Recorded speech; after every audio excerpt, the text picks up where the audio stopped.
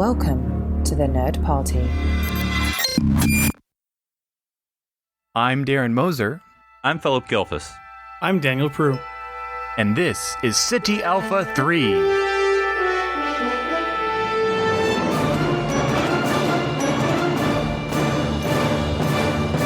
Hello, everyone, and welcome to City Alpha 3, Star Trek podcast here on the Nerd Party Network. I'm your host, Daniel Prue, and joining me, as always, are my two good buddies, Philip and Darren. Hey, guys, how is your... Hey, Philip, are you able to finish your Enterprise rewatch You now? just said guys, and then I just got completely cut out of the conversation. Sorry. Yeah, that's okay. It's okay. You meant it in the UK. I'm going to go back to my Star Wars corner, okay? Oh, what? That's not your name of your new podcast? Yeah, still watching Enterprise. I had sent y'all a text that is funny to me because I'm still mildly early into the season 3. I don't know, episode 8, 9. You know, 24. It's pretty early, but anyway, it's funny to me how the past 3 episodes are all ostensibly still a Xindi War, but they're all like off the beaten path because it's like one is I talked about last week. You know, is alternate future, which counts as Xindi War, but not really because it's not. You know, it's alternate future. Then you had Western again. Well, that's not even, so it's a Western, they're on the Western human planet. And then I just watched Carpenter Street, where every Star Trek series has to go back in time to when the TV show is currently on. So this is Carpenter Street, where they go back in time to. So that was a time trap. I mean, yes, the Xindi were the bad guys, but I mean, it was a time. So it's like there's 3 full episodes where they're like, we've kind of given up on the war thing. I don't know. We'll figure it out. We'll figure it out. Yeah, but, gosh, I need to do an Enterprise rewatch at some point. It's been a while. Getting from there to those episodes, those missing episodes showed up. Is that right? It did. Last I looked at it in 2 seconds, but yes. So all right. So watch them fast. They'll go back into the vault. Oh gosh, that'd be funny. They call it like the temporal time vault or something. And now I'm just like picturing like the Star Trek commercial, Star Trek Enterprise coming out of the Star Trek vault.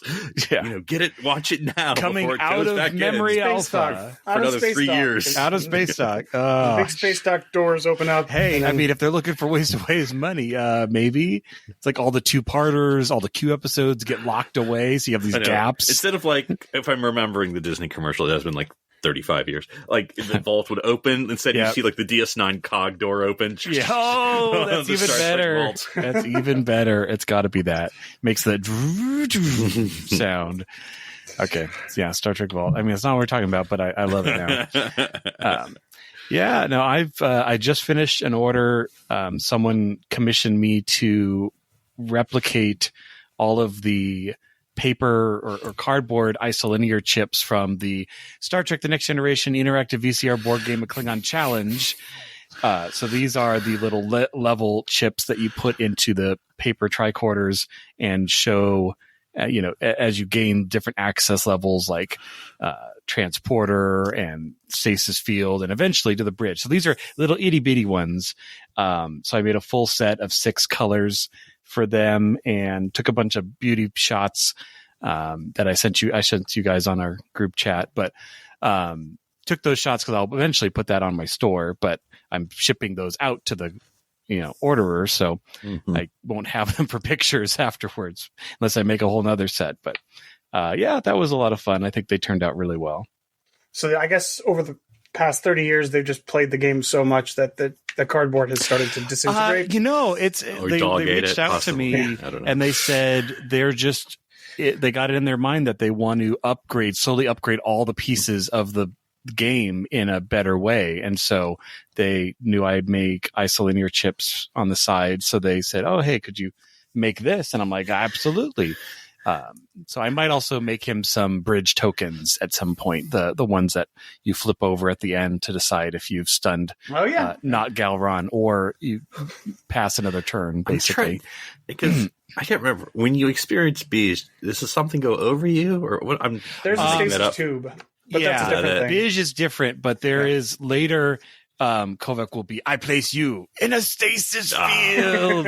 And they're these little plastic tubes. But if you have level 4 access, that you're immune to that. And then level 5 is the bridge.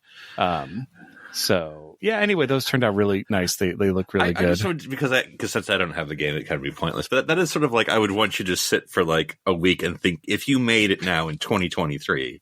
I mean, the video's on YouTube, so you don't have to rethink that. I mean, you're upgrading it from a VHS, so it's already upgraded. We kind of chatted about this. How would you upgrade that?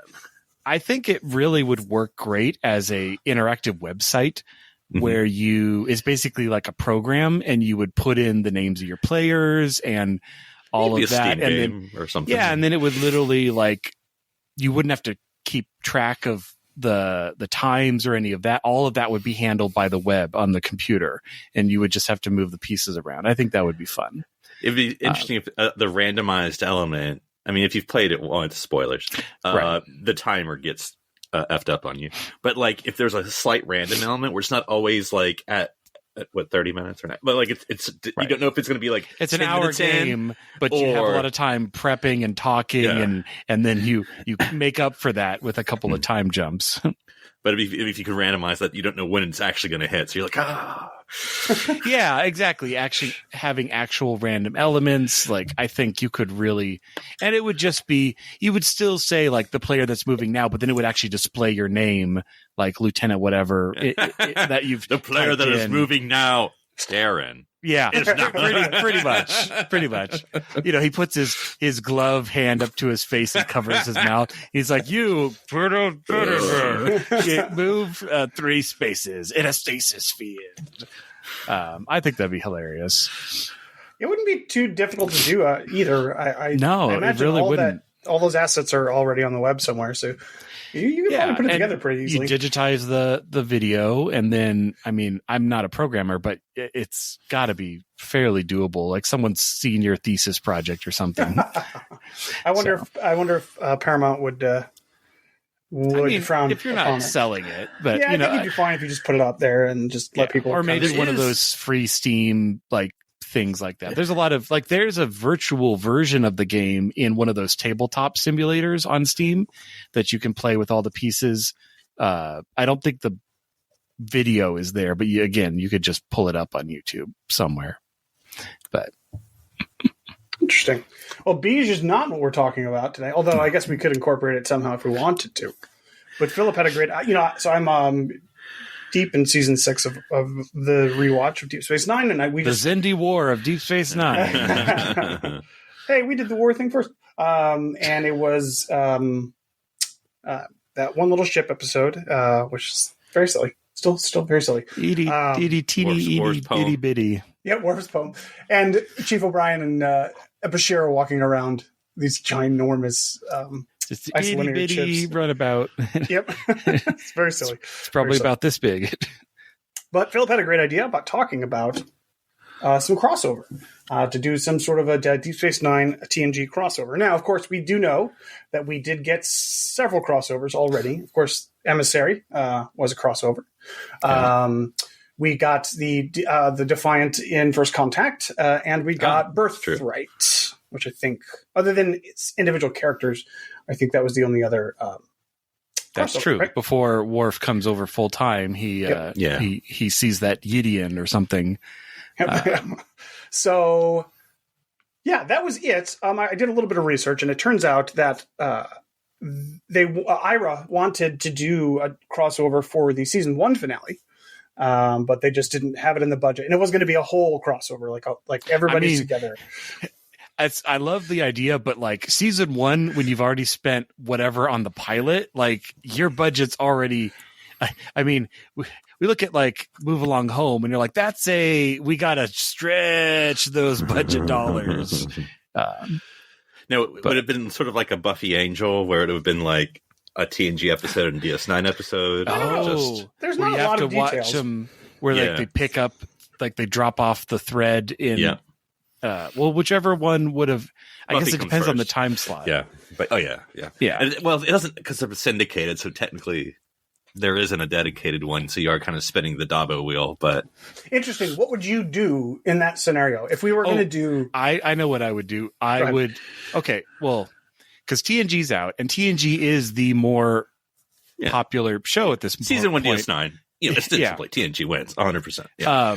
So I would say that you're getting a special 2-hour block during the DS9 time, because you're drawing people to the new show. That's always the goal. And so it literally plays like a special TNG episode and then the DS9 right after it. And it's literally like a dual length. I like it. Double episode, but it has the whole starting intro of TNG and all of that and the end credits. But at the end, it's like to be continued. And on Deep Space Nine in 10 minutes, and then you literally start. Now, Darren, this is the infamous unprecedented. You say? Well, I was going to say this is the infamous. Reminds me of the infamous Jonathan Frakes before All Good Things introduces clips of Star Trek. Yes, I feel like you almost need someone to be playing host for the clip show. Yeah, like, as the TNG episode ends, like I don't know, Michael Dorn or something. I don't know. Keep Jonathan Frakes. He's walking around Quarks, and he's Frakes. Like, "Hi, I'm Jonathan Frakes. You might how will that have me. been trend? Well, stay tuned. Our friends here, you might need to. You might need to, and then they get the Nielsen ratings. They're like, 80% of our viewers dropped off after that TNG episode for some reason. But the idea for the episode was that the Cardassians were going to try to retake the station, and the Enterprise had to come render aid. So it would be a Deep Space Nine, at least in terms of like lore and story. Like it would be their episode, right. But if we did it belongs to the Deep Space Nine show. It's going to have their intro there. Well, yeah, that makes sense. Yeah. So I guess we wouldn't get two crossover episodes. I mean, my idea is even better, but okay, if you don't want to do that. It is. In the land that never was, Darren, I like your idea better. Yes. So we can continue to talk about that, but we can also just sort of throw it out there. Any ideas? Like, would you have liked, what kind of crossovers would you like to see? What would, maybe, I'll throw one out there because I was thinking about it, and we have no idea what happened between the D and the E, essentially. So 3 years. TNG. Yeah, I mean, Worf is sort of... It's been ages since I've seen Way of the Warrior. But, like, it's sort of, like, implied, where he says, like, after the destruction of the Enterprise D, I kind of wandered around. So it kind of sounds like Shorely for everyone for a year or something, Everyone take a gap year, and then Enterprise D. I was wondering how that would work. Like, I've never really seen that, like in Star Trek. Like, after the destruction of a ship or the loss of a ship or something, like, and the crew's still around, what happens? Like, do they immediately get reassigned? Is there like sort of a Star Trek 3? I think it would be. I'd also love a DS9 episode where O'Brien, like, chronologically, it's like the next episode or an episode or two after Generations comes out. Oh, well, I'm now seeing my own problem, because if you haven't seen the movie, it kind of spoils something. But my thought being that I'd love to see a scene where O'Brien gets a communique and he's in his quarters or something. Or maybe room 3's dead. or maybe he's on ops and we could get everyone's reactions, but he like announces like the Enterprise has been destroyed. Because imagine, like, it's the Enterprise, like everybody knows the Enterprise, and I think that'd be interesting to see everyone's reaction to that news. Well, Darren, as we learn in Picard season 3, the Enterprise was not destroyed. In fact. It had some ouchies. That's all. Went down to 50%. The bottom half. Shield structural integrity. Yeah. Battle section. You know what I mean. I would have loved to see that though. But I'm saying it's already an issue because it would have been if you don't see the movie, you kind of just spoiled it. Because you'll have to remind me. So this would have been 94. I'm doing off the top of my head, so feel free to correct me. Generations 94. Sounds right. And 94 was the end of TNG. I think it was the same thing because they immediately went to the movie as soon as they wrapped. Yeah, it was 94. When it came out, now of course when a movie comes out, it's a couple of weeks. I feel like DS9 would have been mid-season 3. I'm doing something in my head. It came out in November of 94, so it would have been during the beginning of whatever season that was of DS9. It would have been the beginning of season 3. Season 3, okay. 3. And again, you don't want to give away the ending of Generation. Right. That's why you have to wait a couple of weeks. Yeah. But like, again, it could have been a little small B story. And again, you could do it a month later or whatever. Yeah, I would say do it in the beginning of the next season, because there was a year gap between Generations and First Contact. So they could potentially know where they're going in First Contact. It's just a hard. Yeah, for my idea with O'Brien, though, it's just a hard window because it's like you don't want to wait too long because then it's like, how did they not know? No, they could have done that in space communication anyway. takes forever. A long time to get on the edge of the frontier. Yeah, the frontier. Kira's like, I know. Don't you call my home the frontier? Space mail takes a while. So, no, anyway. I mean, all I was thinking was like not like a dumb B story, but like a dumb B story of like where like first report is Enterprise destroyed, no other info. Right. And so then you have O'Brien, What's a nexus? At the end, he gets like, everyone's all right. It's just the ship. So. Yeah, shoot. With 0 casualties. How? Well, it's interesting. Like, I know this wasn't the direction you were intending, Daniel, but it almost made me... I need to like pull up a list of episodes, but I was almost thinking instead of like creating new episodes, were there episodes during that overlap that we were like, oh, like Bashir should have been in that. Like maybe there's what is it? This DS9 episode is a little more Troy. Am I right? There's a few episodes where there's like a major surgical thing, and Beverly's donning the red scrubs, and maybe Bashir has to come in, as a pitch hitter. Like, why not? Like that, they're on the same lot. Just walk them over. I was thinking something like, and I know there might be issues, but something like Paradise Lost, where you go back to Earth. You could have easily had some people there, just hanging out or part of that. And I know obviously the real reasons of just budget, but budget doesn't exist in this world. Well, I mean, yes and no, because the budget is just to pay. This is my interpretation. It's just paying one actor. Now, right? I don't know how that works because this is before season 7, when I know they're getting paid a lot because they're still on their 6-year contracts.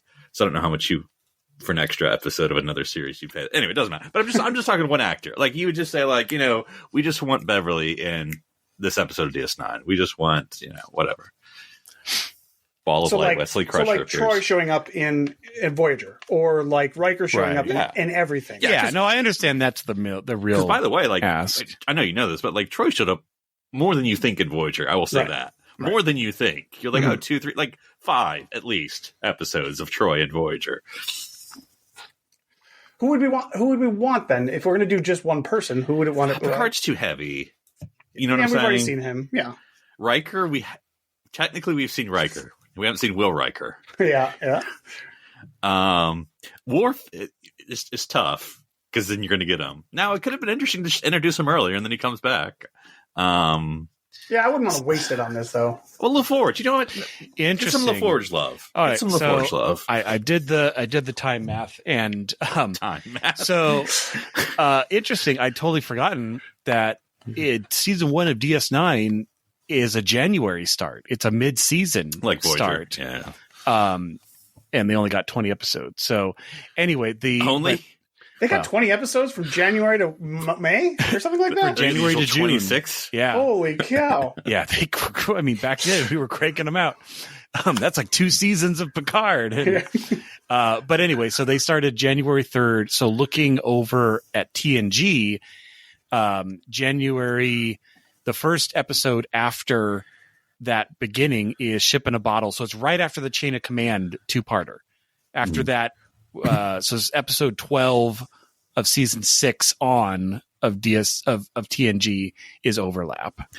I'm trying to remember. There is literally one episode that which makes sense because Birthright is 16 and 17. Where it because it's Nechayev who serves as the link. She shows up in TNG. It's a Maquis thing. She shows up. I think maybe her first appearance in TNG, to be honest. She shows up. I forget which episode. I mean, it's Maquis. It may have been the Maquis in TNG, and then she shows up in DS9. But that would have been interesting if maybe she pulled someone along with her to be like, well, they just went through whatever. Here's Commander Riker to brief you. Right. Or Ro. Could have been Ro. Was she in that episode? I can't remember. So yeah. I'm looking, so you have you have Starship Mine, which is kind of cool. You have this isn't a side, nothing to do with what we're talking about. Kind of. No, I know. It's just an episode. I just like it. You have what's it called? The Chase, which is kind of interesting. No, that would you could have tied that in. That would have been an interesting two-part. The hard part about two-parter is you still kind of want a self-contained story. You just want to be like half a story because then it's not satisfying. But like the Chase lends itself to and then there's go to the Gamma Quadrant and find more information.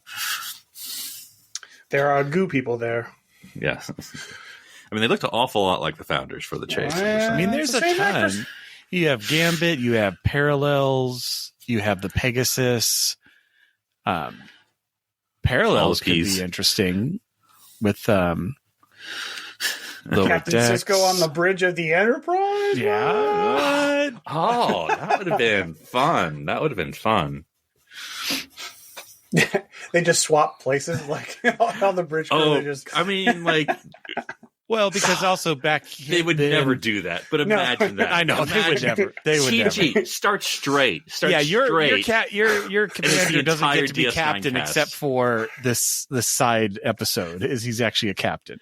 Ooh, that actually kind of fun. I was first thinking. Wait. So now so you're saying it opens up on the bridge of the Enterprise, and it's all the DS9 crew in the position. I was thinking that, but why don't we just do it more subtle? Change captains in Parallels. So it's Captain Sisko and Commander Picard. Oh, that'd be fun. And Picard's the commander of the station. Yep. Oh, that'd be awesome. And again, you have the different uniforms, which is cool because not that we haven't seen Sisko in that TNG Red, episode. Yeah, but he'd be switched back to it. Oh, that'd be really interesting. And the Livingston lionfish is in the DS9 office. We see it he has it as well. No, he would have a lobster instead. Jake is on TNG with him, obviously, because he's obviously the son of a dude down there. Yeah. Mm-hmm. Playing with Alexander. It'd be great. It would be great. Oh gosh, don't say that. But, well, again, because remember that's a Worf storyline, so. If you really wanted to tie it in, instead of going to that tournament, he could be going to DS9 and something happens, so they have to retrace their steps and go back to DS9 because that's where the Orb of Time, guys. It's always the Orb of Time's fault. No, you could do it one of two ways. You could do the whole episode, or you can just play cute and just because Worf experiences 10 realities or something like that. Yeah, I think we only see a handful, but yeah, it could be one of them. Just could be one of them where he goes no, that's what I'm saying. Yeah. But I'm saying that if by connecting a little more where he was coming from that station, so when they're in, that would be one of the main timelines that we see, and they're like, okay, we have to retrace our steps, and then Captain Sisko is like, okay, Enterprise set course for DS9. And we're all like, what's going on? This is crazy. Because it sounds fan and stupid, but if you did it right, it could be legit. If you did it right. I feel like you could play it straight. Yeah, and if it's just a quick, it's more interesting to see Sisko on the bridge of the Enterprise than anything. Yeah. That's what we're mostly seeing. And him on the TNG sets. But I think that the dynamics would just be cool because you would see how Sisko would deal. It's not 180. They're both different personalities, but not gigantically different. But it'd be different. How does Sisko deal with Troy and Beverly? And because we had that relationship with Beverly. How's he deal with number one? And then Picard. How does Picard deal with Kira? How's that dynamic? It might be cooler than you first think. Picard can rumble. He might. Just to twist the knife a little more, it's not Nana Visitor. It's Ro. Are you saying it's okay? Yeah. And she's in a Starfleet uniform, standing as his number one. It's in this timeline that's different. And a little nod to the fact that changed. And I think you could get away with it narratively because Sisko asked for a Bajoran to be his first officer in Emissary. I believe that is an exact line.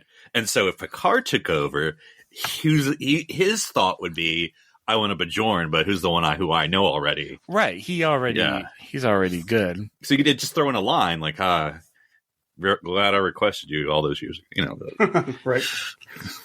Yeah, it's like he's commenting on both of them coming over brings a sense of stability to the station or something like that. And you could even have a Nana or a Kira cameo in whatever episode we're doing, because she's whatever Major Kira on the militia on the planet, right? Like, what do you guys? Yeah, maybe suck, they call her. Yeah. So it's not like she's gone. She just has a different role. She is still, or she's an ambassador and she hates it or something like that. Like she's still in that in between role. She's a Vedic. Everything's weird. She's got the robes on. I feel like it was just like some line from like whether she's like on the comm or in person, like you would never catch me dead on Deep Space This Nine. now reminds me of like that Lower Decks episode where Boimler comes onto the bridge and for like half a second it looks like it's his bridge, and then everybody turns and they're just they just have the same hair from the back, but from the front they're like obviously it's like insect Boimler, like it's all different, and you're like, what's going on? And I don't know why, but Deep Space Nine is still orbiting Bajor instead of out near the wormhole. Oh, okay. So it's in the background. They're using all the plate shots. Well, they would, because those are all, they reuse emissary shots, which is when it was at the orbiting the planet. Yeah. Interesting. Wow, that was just sparked from the title of Parallels. So let's keep going. That was good. Well, because like that could be the whole that could be two different episodes. TNG if Sisko is the captain, DS9 if Picard was the captain. Because I think there are some things that, just taking the narrative as it's thrown, everything would be essentially the same. Because Bashir would still have chosen that assignment. Odo would still have been there. Kira would be different. We've established that. Dax still would have been there, but she just wouldn't have had that relationship. So it'd be a new person. She doesn't know him. But like little, because obviously Jake wouldn't be there. So the Nog might have a different path because he'd still be there, but maybe he would never get that, does Nog want to join Starfleet under Picard or something, Well, again, it's one episode. We're not, we keep bringing it back around to Worf and his interaction. And then we're like, Worf on DS9, that would actually be really interesting. What else do we get? Oh, interesting. I didn't realize that Ship in a Bottle was directed by Alexander Siddig. Oh, sorry. It wasn't. It's Alexander Singer. I just can't read. Okay, never mind. Don't pay attention to me. Did he ever direct? I don't know. I don't know DS9 directors off the top of my head. I know Ben.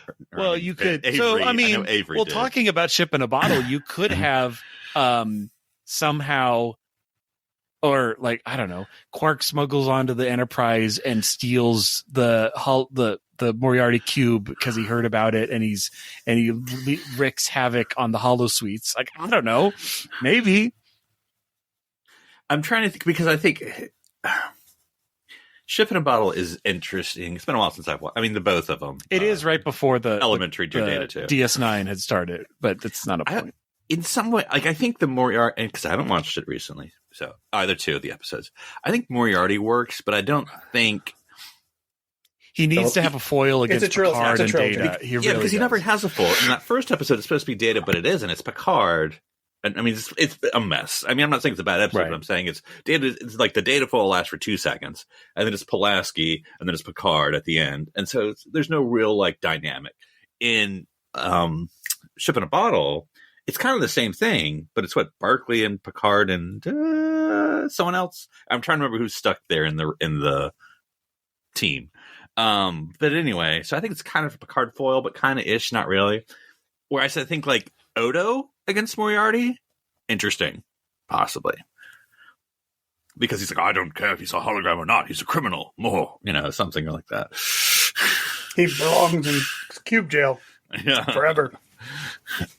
Yeah, I don't know. I don't think that would work. What else? What other episodes you got for us, Darren? We have Second Chances, which is the Thomas Riker episode. Man, if only they put Thomas Riker in DS9. Would that work? I don't know. That would never work. Well, Daniel, I know you didn't watch it like recently, but like the Second Chances work? Because it always seemed to me, it's a fun idea, but it's sort of like, Thomas got sick of Starfleet and joined the Maquis. I'm like, that's a jump. I mean, I get there. Like, then the narrative explanation is like, I was in Wheel Shadow. I mean, if you want to bring thing. We talked about this before. Like, what if Thomas had been brought over onto DS9 as a main character, as a way for Jonathan Frakes to continue, but also kind of reinvigorate his role? Like, that could be interesting. Is he the episode where it's not Second Chance is the TNG episode, right? Yes. I'm only listening to TNG Defiant episodes. yeah.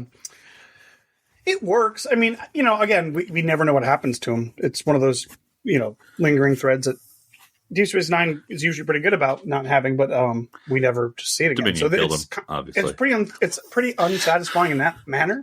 Yeah, he could have died, but we like to have heard about it or whatever.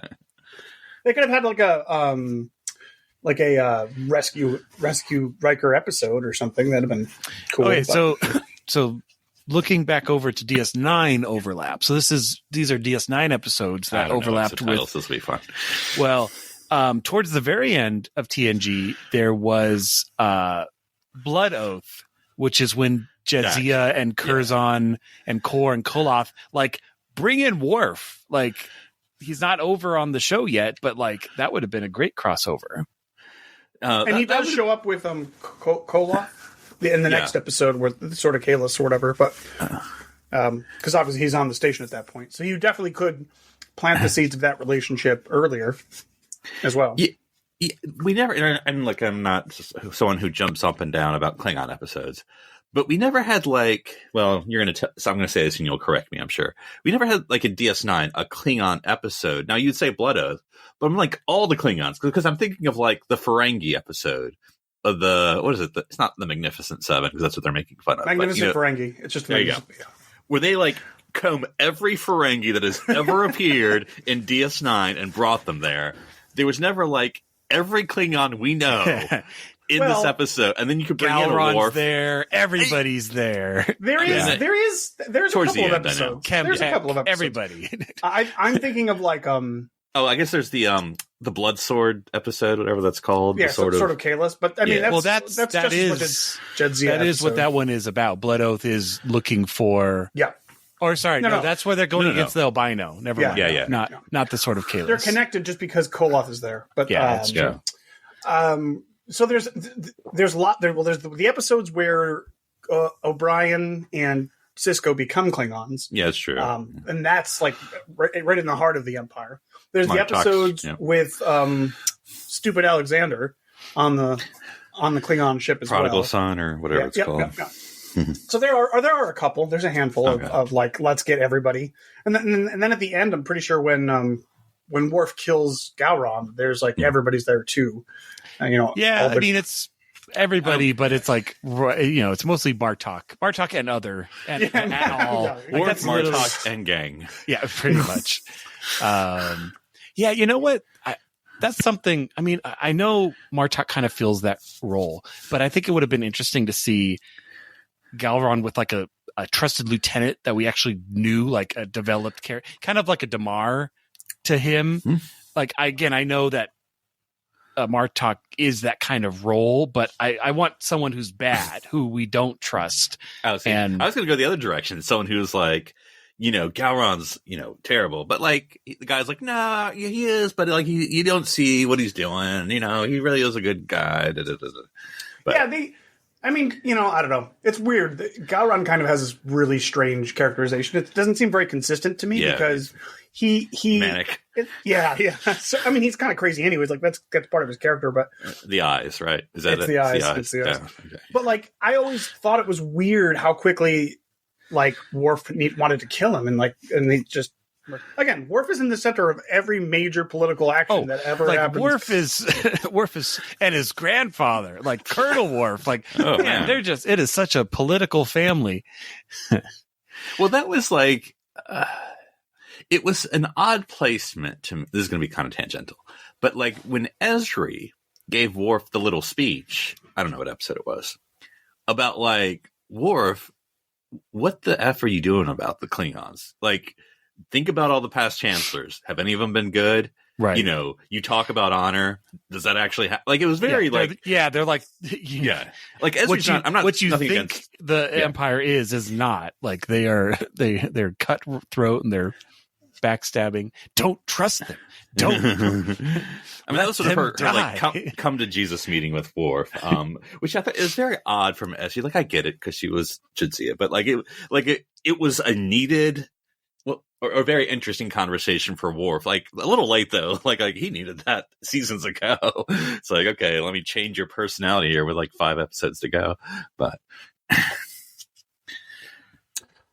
Yeah, right. There's not a lot left. Like, I'm looking at these season 1 episodes, and I'm like, DS9. I mean, maybe there's one. You could do season 2. You could do season 2. Well, there's Dramatis Persona, which is the one where change characters. Yeah, where different memories are imprinted on them. That could be kind of interesting if it happened to coincide with the Enterprise visiting DS9. And so these two factions are actually the Enterprise crew and the DS9 crew. Literally pit them against each other. But everybody's acting not in character for anybody. Right. So that could be interesting. I mean, that's the one where Sisko likes to build a clock, right?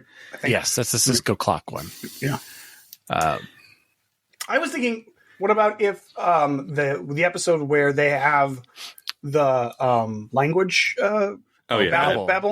Yeah. One of my favorites. If the Enterprise was the one to come rescue them, and like everybody had been infected, right? So they had to come there and try to like sort out what was happening. So we get a team up of Crusher and Bashir. to fix it. Because again, I get the whole like, oh well, so Bashir is incompetent. Crusher has to come and say that. It's like, no, but you could write it in a way where they're working together. Specialization, that's her specialty or something. Or maybe she like develops some sort of nanite to spread the payload to save them or whatever. Like, she's got. That's right. Can't complain about Voyager, TNG. We did nanites first. But although another interesting thing would be towards the very beginning of season 2, you have like the Circle and the Siege and the Homecoming, like that arc. So you could have like the Enterprise come in to basically be like, we're beefing up Deep Space Nine because there's literal terrorists going on right now. That would be, and again, it's been a hot second since I've watched that trilogy. But like you could sort of do a first and third episode of like where the Enterprise comes in. I can't remember the events of the other, but blah, blah, blah, blah. They leave. And then the third episode, they kind of like do the like, oh, it's the Titan, it's the Enterprise, and that way you sort of sandwich their appearances. And again, season 1 kind of helping bring in the viewers for DS9 who aren't watching like me at the time. Yeah. And then you could have like interesting, like an interesting conversation between Sisko and Picard about how they deal with like terrorism. Because obviously they probably would have slightly different approaches, I would imagine. And that could be an interesting conversation. So, especially if it was even better. I saw a meme picture, and it was all of the chefs of Star Trek like lined up at a counter, like preparing mac and cheese or something. So you had like Neelix, you had Sisko, you had Pike, you had Riker, and I feel like there was one, and also Riker from Enterprise. Well, I think it also had Archer, because I think he cooks. I think in an episode or 2, maybe. I can't remember. No. But anyway, but it was just funny to have all these cooks, and so you could have big bake off with Sisko.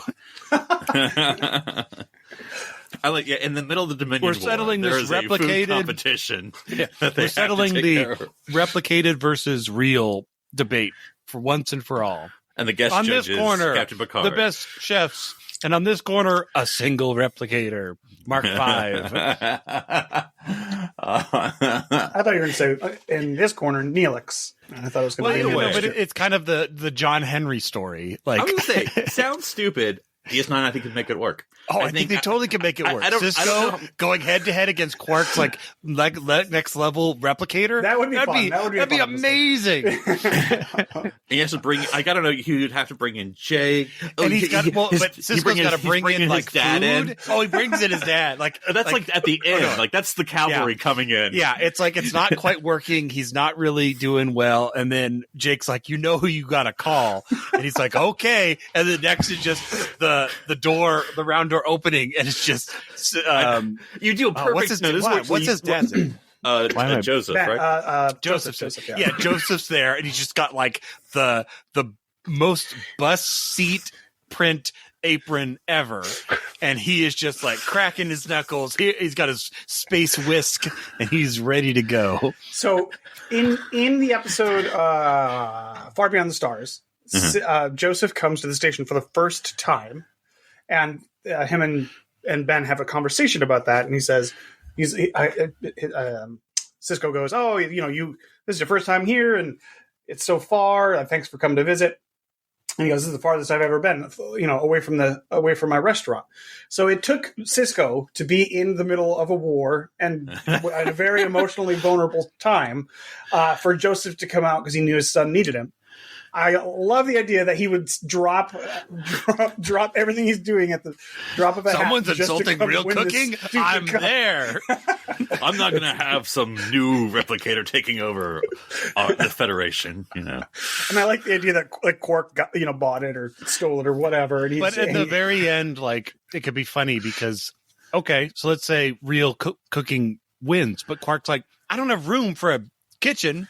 I gotta still make everything with replicators. Like nothing's gonna change. But Sisko's like, but it's the spirit of the thing.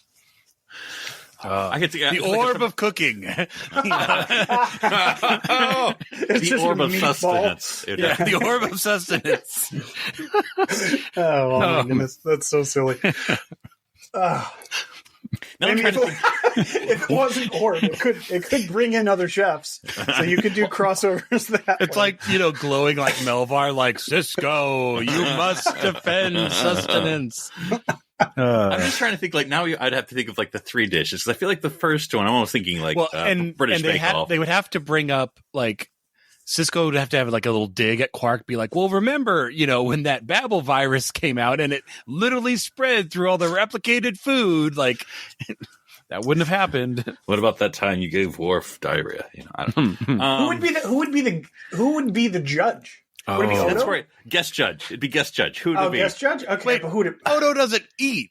Well, he does later on. Is he a humanoid at this point in the story? No. Yeah, that's right. Because he would have a pretty blank palate. I mean, Yeah, that's what I'm thinking. He would be able to tell the difference. He'd be fair. Yeah. He would. Is there any crossover element in this, or it's just a fun story? Because I'm trying to remember. I mean, if we're gonna go as ridiculous as the Orb of Sustenance, I think it could bring in somebody.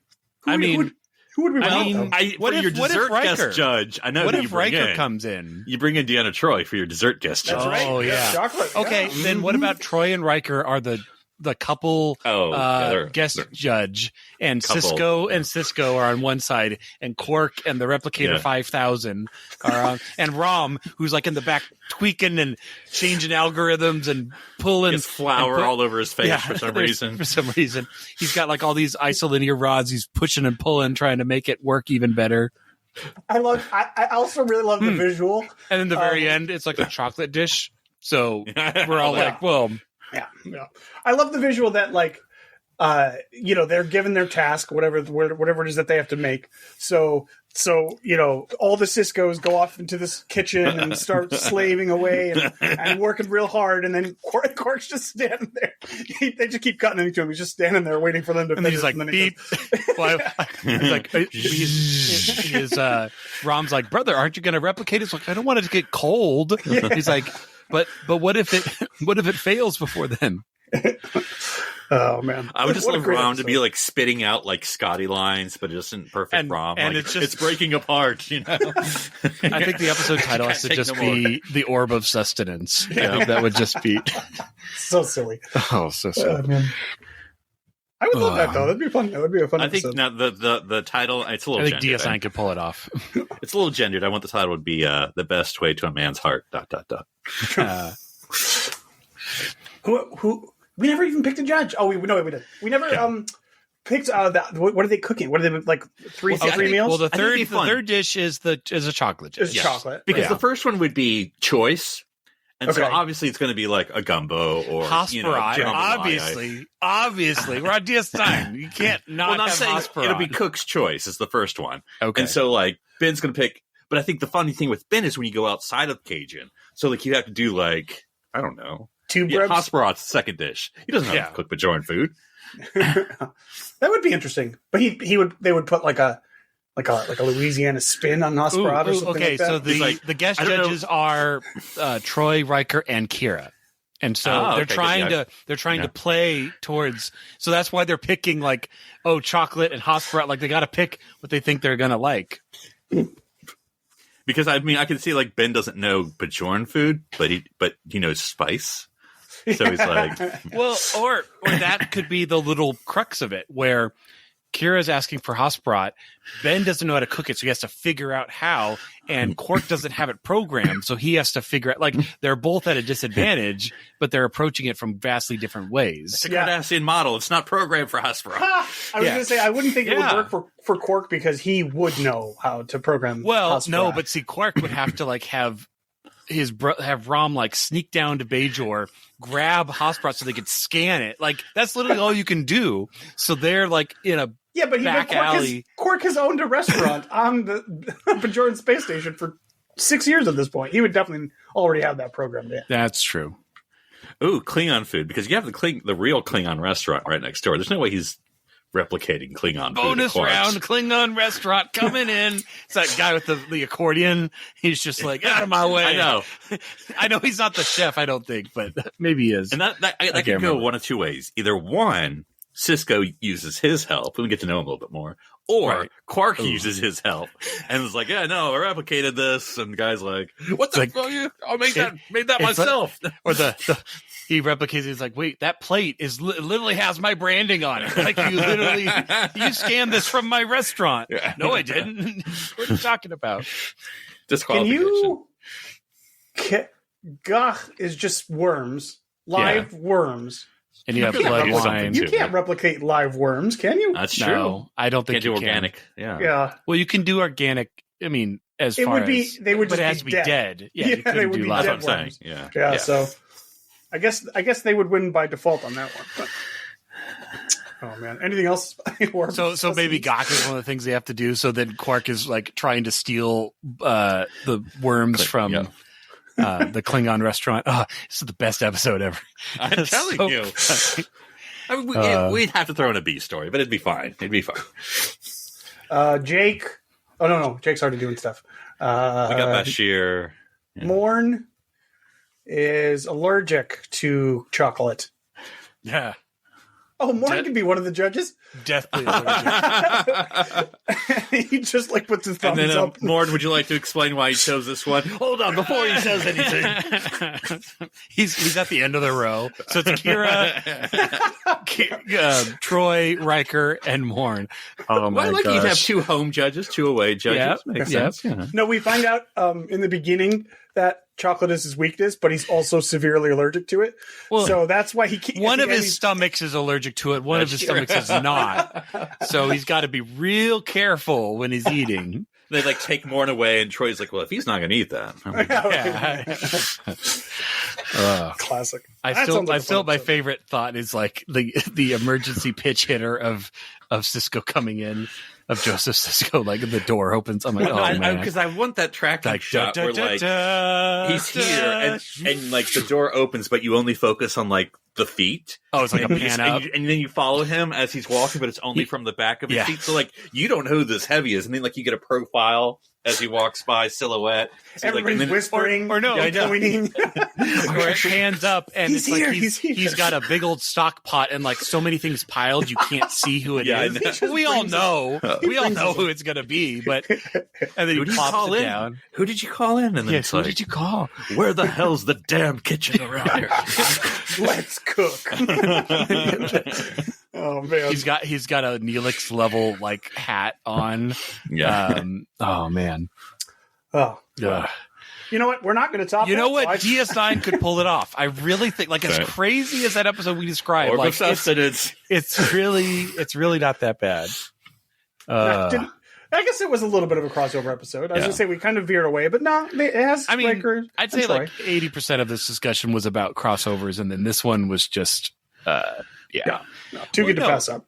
Yeah, like you said, bringing over Troy and Riker, just a little dash of TNG.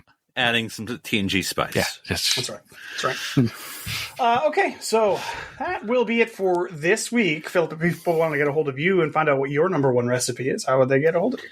They can find me at NC Public Servant. That's NC for Nonstop Chocolate. And Darren, if they want to, and Darren, if people wanted some cookware opinions, how would they find you? Yes, yeah, that's Quark loses, but he starts his own brand of cookware. He's not a cook, but he's like whisks, spatulas, everything. They can go to drsci-fi.com, DRSCIFI. And if you want to find me, they can find me at OneUpDan. That's the number one, not the word. That's it for this week, but we will catch you all next time. I'm Daniel Prue. I'm Philip Gilfus. And I'm Darren Moser. Stranded here on SETI Alpha 3.